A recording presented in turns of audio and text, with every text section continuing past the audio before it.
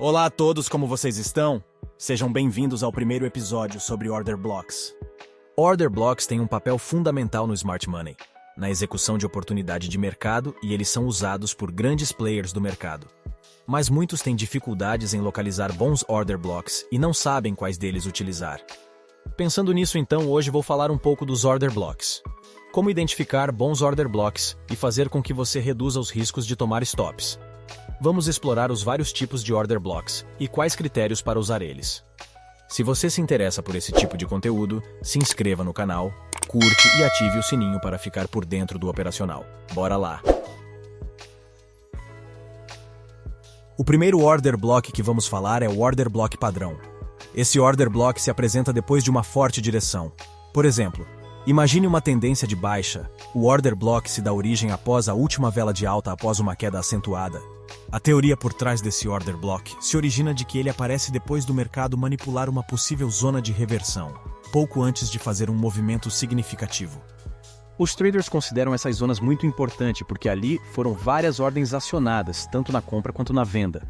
Então podemos tirar proveito dessas zonas para pegar uma possível reversão do preço porque o preço tende a mudar a direção assim que ele chegar nessas áreas. Nesse exemplo, podemos ver que a partir da última vela de alta, teve uma queda forte, deixando uma grande ineficiência no mercado. No entanto, o preço tornou a subir, preenchendo o liquidity voids deixado pelo mercado durante a queda, indicando que os compradores conseguiram executar suas ordens de venda com sucesso, e em seguida, o preço torna a cair.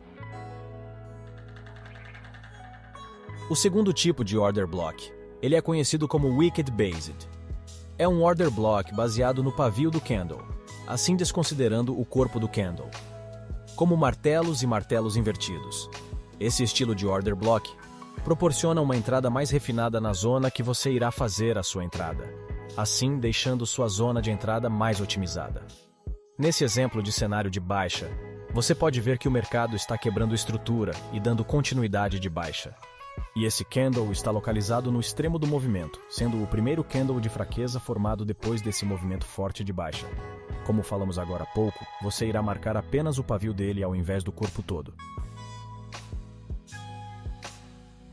O terceiro Order Block é o Order Block de engolfo.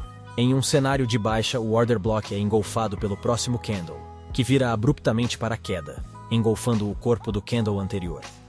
Nesse exemplo, o mercado reverte a tendência, rompendo o choque, sinalizando mudança de tendência, e em seguida ele vem quebrando estrutura. O candle que vamos marcar é o que deu início desse movimento. Repare que o candle seguinte engolfa o corpo dele todo, indicando um momentum de venda. Você vai reparar que é um martelo sendo engolfado. Isso levanta uma questão: ele é um Wicked Based Order Block. Devemos marcar somente seu pavio, ou devemos marcar o candle todo? Nesse caso, é recomendado que você trate ele como um Order Block de engolfo, assim marcando ele por completo. Agora vamos falar do quarto tipo de Order Block, que na verdade chamamos ele de Breaker Block. O Breaker Block nada mais é que um Order Block que falhou, e foi rompido e transformado em outra área de oferta e demanda. Como vocês podem imaginar, o mercado pode ignorar Order Blocks. Quando o mercado está mudando uma características de movimento, ele tende a ignorar os Order Blocks. Esse é um dos motivos pela qual ele ignora eles. Outros exemplos é quando ele estiver super vendido ou super comprado, zonas de liquidez, etc. Um Breaker Block validado e com boa probabilidade de dar bons resultados são os que são rompidos com uma boa movimentação após ele ser rompido. Veja o exemplo. O mercado estava vindo de uma tendência de baixa e então o mercado resolve mudar sua estrutura, assim dando a virada para uma tendência de alta. Ele vai e rompe o topo onde estava marcado o Order Block de venda, deixando uma ineficiência no preço, e logo depois o preço torna a ser atraído pelo Breaker Block, para preencher a ineficiência do preço que foi deixada após o rompimento. E por último, o Mid Movement Order Block. Esse Order Block é conhecido como barra ignorada na análise técnica. Em um movimento forte de baixa, esse candle aparece positivo no meio do movimento. Esse candle funciona como um sinal de reversão do movimento ou uma pausa temporária do movimento. A teoria por trás desse candle é que quando o preço bate nele, ele reverte o preço. Ele sinaliza uma possível perda de momentum ou uma lateralização. No entanto, nós monitoramos essas zonas como grande potencial de reversão. Veja o exemplo. O mercado estava em uma forte tendência de baixa.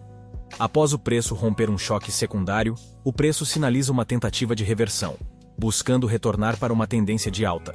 Ao buscar o topo do movimento, o preço se depara com o Mid-Movement Order Block no caminho. E assim, nesse momento, o preço começa a lateralizar. E após várias tentativas de continuidade na retomada da alta, o preço perde a força e torna a cair, seguindo a tendência principal de baixa. Acredito que falei tudo sobre os Order Blocks, e espero que tenha dado uma clareza de como funcionam os Order Blocks e como identificá-los. Lembre-se sempre de fazer o backtest para validar tudo o que falei aqui. Façam mais de um ano de backtest em gráficos parados, para vocês entenderem e visualizar melhor os Order Blocks. Agora vou abordar os tipos de entradas nos Order Blocks e os fatores a serem julgados nas entradas dos Order Blocks. Alguns fatores a serem julgados nas entradas dos seus Order Blocks: volatilidade, movimento do mercado, sessões do mercado, notícias, entre outras. Com isso, você pode definir a melhor entrada para o seu Order Block. Tem 3 tipos de entrada no Order Block. Após você identificar o Order Block, você vai traçar uma zona de máxima mínima e os 50% do Order Block validado. Em um cenário de baixa como esse exemplo, a primeira entrada fica na mínima do Order Block, assim não correndo o risco de ficar de fora dos movimentos que tendem a não ter força para acionar as outras entradas. Porque nessa região, o preço sempre toca. Porém, seu stop nessa entrada é mais cara, porque você tem que deixar um spread na máxima do candle. Colocar um pouco longe da máxima do Order Block, caso ele venha a subir mais um pouco e querer apenas violinar. Já a segunda entrada é no 50%, onde o movimento, em minha opinião, tem que bater e cair, sendo para mim o melhor risco-retorno. Ele bate praticamente sempre, e seu stop fica mais barato, e você não corre o risco de ficar de fora da operação. Já a terceira entrada fica na máxima do Order Block marcado. Esse stop é muito barato, e seu gain é o mais alto, mas você praticamente corre o risco de ficar de fora de várias operações. Eu uso o 50%, e se eu posso recomendar uma entrada, eu recomendaria esse estilo de entrada. Mas vai do operacional e estilo de cada um. Agora vou falar algumas regras que vão ajudar a você identificar bons Order Blocks para fazer suas entradas. Primeira regra: procure por Order Blocks que tenham candles de ineficiência perto deles. O preço tende a vir corrigir essas ineficiências que foi deixado por vendedores e compradores. Para exemplificar aqui a diferença de um candle ineficiente e um candle eficiente.